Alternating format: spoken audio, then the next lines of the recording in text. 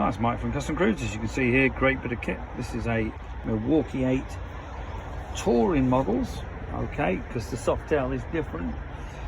Gasket set, or primary gasket I should say. This is what you call an AFM gasket. Now, normal gasket's paper, go up one and it's got a silicon bead on. This is actually aluminium. You can see that's real solid aluminium stuff, okay, so this can be reused multiple times normally.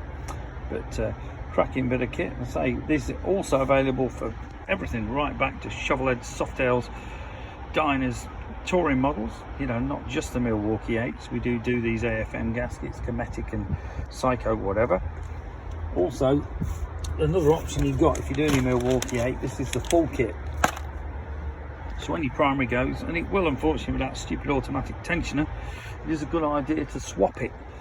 But you can see here, this gasket set's very, very cool and available from Custom Cruisers. You know, we are selling these on eBay as well. Okay, give us a call, 01773835566. Alternatively, you can purchase these on eBay. Thank you.